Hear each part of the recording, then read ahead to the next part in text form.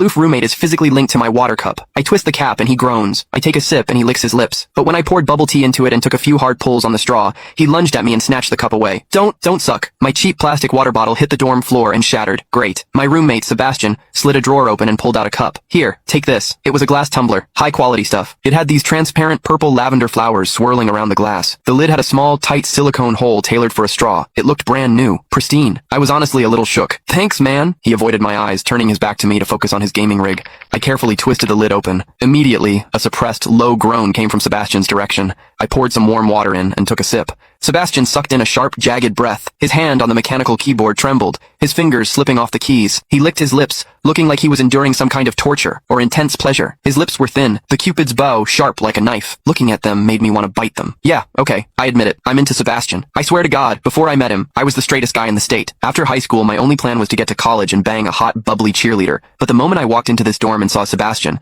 that plan went out the window. 4 years of college and he's the only one I want to mess around with. But I couldn't tell him. No way. I was terrified that if I spilled my guts, we wouldn't even be friends anymore. Because Sebastian is straight. Like, painfully straight. Only 2 weeks ago, he turned down a senior, a varsity swimmer, total stud, who asked him out. After that, Sebastian came back to the room and sat at his desk with a face like thunder for hours. The guy must be a raging homophobe. Maybe it was because the cup was a gift from my crush, but that warm water tasted sweeter than usual. It had a weirdly good aftertaste. I grabbed a straw from my desk and shoved it deep into the hole on the lid. The second I did, a strangled moan ripped out of Sebastian's throat. He bolted up and sprinted into the bathroom. Weird. We were just gaming. Why the hell did he suddenly need a shower? He didn't even grab a change of clothes or a towel. My hearing has always been too good for my own good. Through the thin bathroom door, I heard whimpery, muffled sounds. Soft, hot, suppressed. As a dude, I knew exactly what that sound was. He was jerking off. When I get horny, I usually wait until lights out and hide under the covers like a rat. But Sebastian, it's the middle of the damn day and he just goes for it? Talk about high testosterone. Sebastian is gorgeous. He's got that cold, don't touch me vibe, but his eyes are sharp, almost like a fox. He looks like a priest who's secretly a sinner, tempting as hell. I've heard people say his smile is killer,